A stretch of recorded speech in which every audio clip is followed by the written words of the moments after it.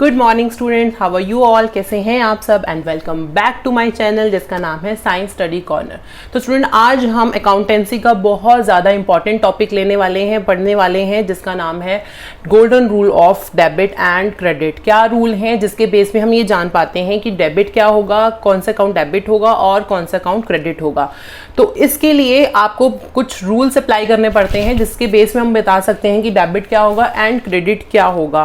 और स्टूडेंट्स, ये टॉपिक इतना ज़्यादा इंपॉर्टेंट है क्योंकि डेबिट एंड क्रेडिट आपको आगे जितने भी आप आगे क्लासेस में मूव ऑन करेंगे, आप 11th में, 12th में, बीकॉम में, सीए में भी क्लास में जाइए तो आपको डेबिट एंड क्रेडिट के रूल्स पता होंगे, तब आप अकाउंटिंग में क्वेश्चंस जो हैं वो इजीली कर पाएंगे।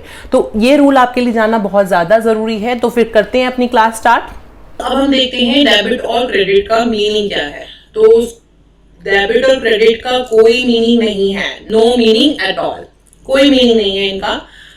डेबिट और क्रेडिट एक तरीके के टर्म्स हैं जिनके बेस पे हम उनको अकाउंटिंग में एंटर करते हैं, उनकी एंट्रीज करते हैं। स्टूडेंट्स, जब भी हम कोई भी अकाउंट्स में ट्रांजेक्शन्स करते हैं तो उसके दो इम्पैक्ट होते हैं, क्योंकि इसीलिए हम जो हमारा अकाउंटिंग है उसको डबल एंट्री सिस्टम बोलते हैं कि डबल एंट्री सिस्टम पे बेस होता है। क्यों होता है डबल एंट्री सिस्टम पे? क्योंकि जब हम कोई भी ट्रांजेक्शन बिजनेस में करते हैं तो उसके टू इम्पैक्ट्स होते हैं। एक जो होता है वो होता है डेबिट और दूसरा होता है हमारा क्रेडिट।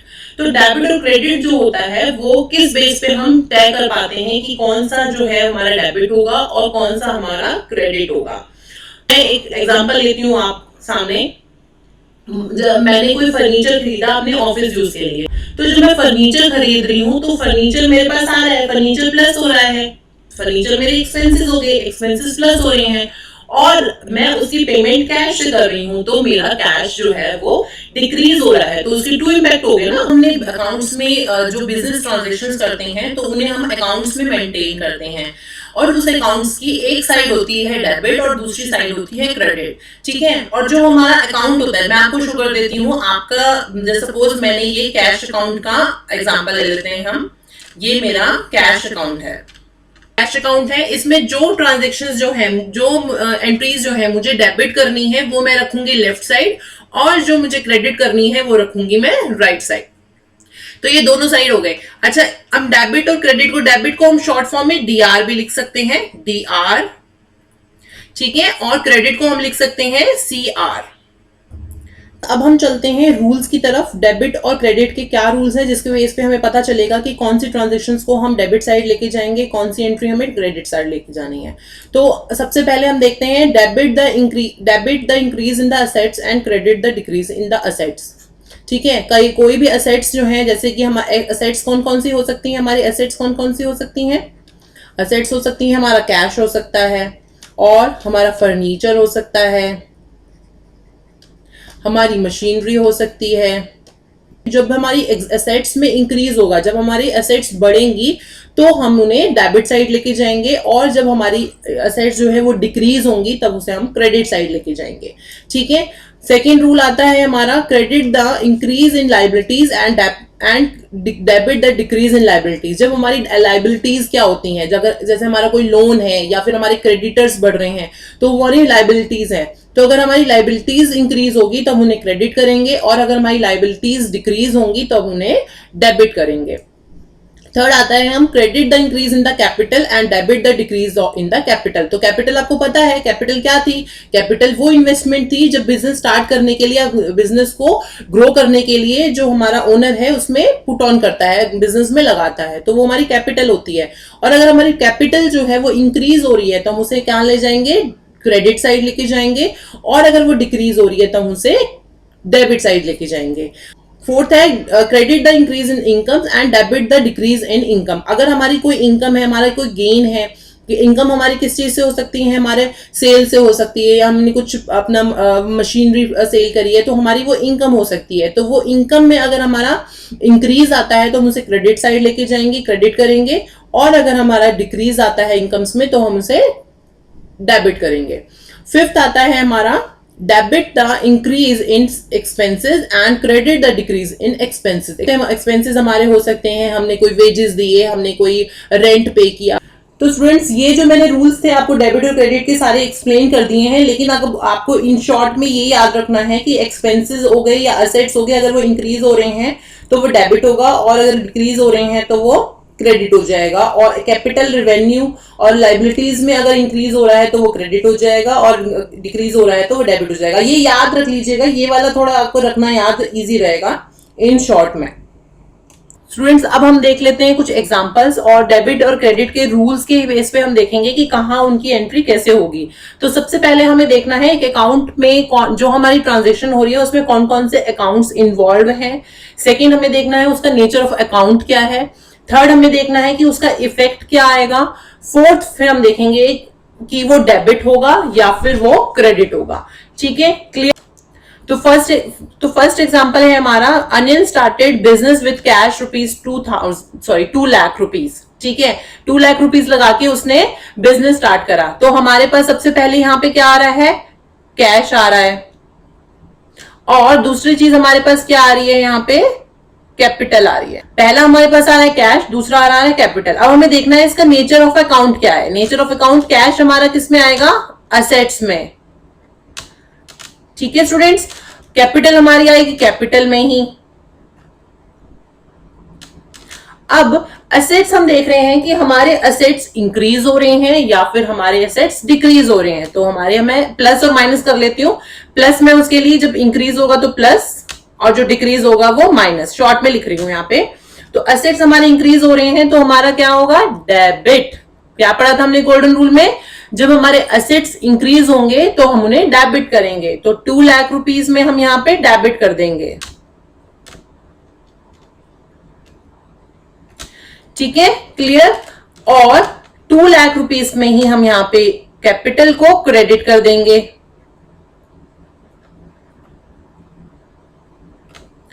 अब हम नेक्स्ट मूव करते हैं सेकंड ऑप्शन पे, सेकंड एग्जांपल पे। वो है परचेज गुड्स फॉर कैश 40,000। 40,000 में हमने फर्नीचर खरीदा। तो फर्स्ट हमारे पास क्या आ रहा है, फर्नीचर आ रहा है।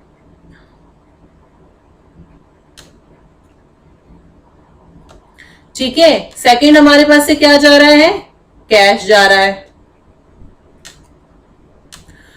अब बताइए जी, कैश किस में आएगा और असेट और फर्नीचर किस में आएगा, फर्नीचर आएगा हमारा एक्सपेंसेस में। क्लियर, कैश हमारा आएगा एसेट्स में।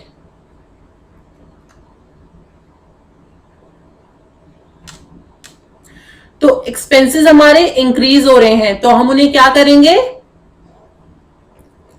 इंक्रीज हो रहे हैं ना, तो हम उन्हें क्या करेंगे, डेबिट करेंगे। क्या आएगा, 40,000 रुपीज डेबिट।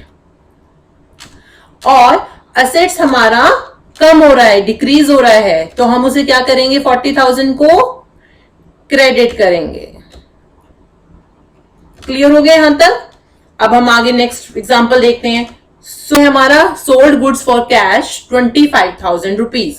25,000 का हमें सोल्ड किया। क्या सोल्ड किया, गुड्स, गुड्स जो हम बेच रहे हैं सामान। ठीक है, तो हमारे पास यहाँ पे क्या क्या चीज आ रही है। फर्स्ट तो हमारा क्या हो रहा है,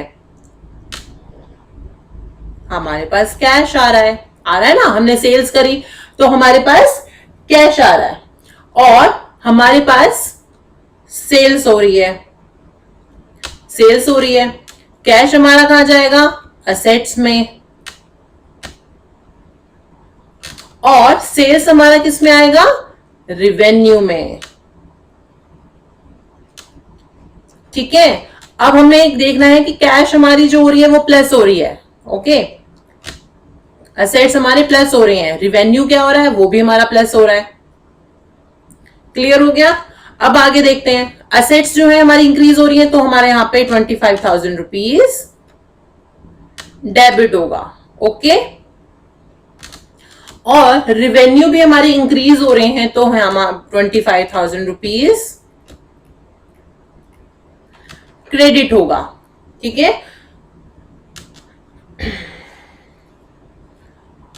फोर्थ हम आ जाते हैं, sold good from Bishan Lal on credit 10,000 rupees. हमने बिशन लाल को क्रेडिट पे सामान बेचा है, हमारे पास कैश नहीं आया, लेकिन हमारे डेटर्स बढ़ गए, हमारे देनदार बढ़ गए। हमें यहाँ क्या करेंगे, सबसे पहले तो देखते हैं कि कौन कौन आएगा, कौन किस किस किस का अकाउंट इन्वॉल्व है। यहां पे आएगा बिशन लाल, ये हमारा डेटर है, ठीक है। दूसरा हमारा आएगा सेल्स, ठीक है। अब हमारे ये देखना है कि बिशन लाल हमारा डेटर है, और डेटर किस में आते हैं, हमारे डेटर आते हैं हमारे असेट्स में, ठीक है, क्योंकि उसे हमें पैसा देना है, तो वो हमारा एक तरीके का असेट्स हो गए, तो हम ये असेट्स के अंडर ले लेंगे। और सेल्स हमारा आ जाएगा रिवेन्यू में। असेट्स हमारे बढ़ रहे हैं और सेल्स भी हमारी बढ़ रही है, इंक्रीज हो रही है, तो 10,000 रुपीज हमें डेबिट करना है और 10,000 ही हमें यहाँ पे क्रेडिट करना है, क्योंकि हमारे रिवेन्यू, जब हमारे रिवेन्यू बढ़ते हैं तो हम उन्हें क्रेडिट करते हैं, ठीक है। ये हमारा रूल था, गोल्डन रूल था ना हमारा। अब फिफ्थ में आ जाते हैं। फिफ्थ है हमारा purchased goods for cash 25,000 rupees. हमने परचेज किया है, क्या किया है, परचेज, गुड्स परचेज किए हैं, ठीक है। तो यहां पे हमारी पहले तो आएगा परचेज, ओके। सेकंड आएगा हमारा कैश, दो अकाउंट इन्वॉल्व है इसमें। परचेज हमारे किस में आते हैं, एक्सपेंसेस में, और कैश हमारा किस में आता है, असेट्स में, ठीक है। एक्सपेंसेस हमारे एक्सपेंसेस हमारे बढ़ रहे हैं और असेट्स हमारे कम हो रहे हैं, क्योंकि हमने कैश उन्हें दे दिया ना, तो हमारे एसेट्स कम हो गए, कैश हमारा कम हो गया। तो जब हमारे एक्सपेंसेस हमारे बढ़ते हैं तो हम उन्हें क्या करते हैं, डेबिट। तो यहाँ पे 25,000 रुपीज हम डेबिट कर देंगे। और जब हमारे एसेट्स कम होते हैं तो हम उन्हें क्या करते हैं, क्रेडिट। क्लियर हो गया। अब लास्ट हमारा है एग्जांपल 6(1). Paid wages ₹35,000। हमने 35,000 के वेजेस पे किए हैं, तो सबसे पहले हमारा आएगा यहाँ पे वेजेस, और हमने कैश पेमेंट करी होगी ना, वेजेस पे करे होंगे तो कैश आ जाएगा हमारा। वेजेस हमारे किस में आएंगे, एक्सपेंसेस में, और कैश हमारा आ जाएगा असेट्स में।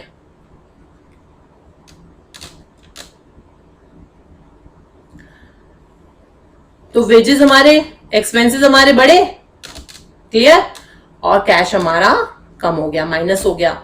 तो यहां पे भी वही होगा, 35,000 हम डेबिट करेंगे क्योंकि हमारे एक्सपेंसेस बढ़ रहे हैं और एसेट्स हमारी कम हो रही हैं, तो 35,000 हम यहाँ पे क्रेडिट कर देंगे।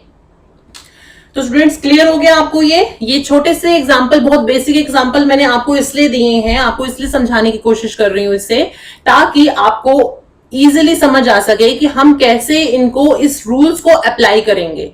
तो ये रूल आपको तब अच्छे से समझ आएंगे जब आप इनकी प्रैक्टिस करेंगे। जितनी ज्यादा आप प्रैक्टिस करेंगे, कुछ एग्जांपल्स, इलस्ट्रेशंस अपने बुक में से ले लीजिए, टीएस अग्रवाल की बुक में से ले लीजिए, तो आप उनको करके थोड़ा आप उन्हें करके प्रैक्टिस करेंगे ना, आप इन रूल्स को अप्लाई करेंगे तो आपके लिए याद हो जाएगा, वो आपको बहुत इजीली हो जाएगा याद करना।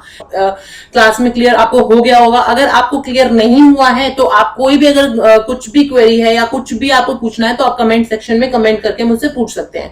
तो और अब हम चलते हैं आगे, हम चलेंगे नेक्स्ट वीडियो जो आएगी आपकी जर्नल एंट्री से रिलेटेड होगी। जर्नल एंट्री भी बहुत इंपॉर्टेंट है, तो तब तक के लिए आप इसको दोबारा रिवाइज कर लीजिए और कुछ क्वेश्चंस प्रैक्टिकली कर लीजिए ताकि आपको याद हो जाए। मिलते हैं अपनी नेक्स्ट वीडियो में, तब तक के लिए बाय बाय।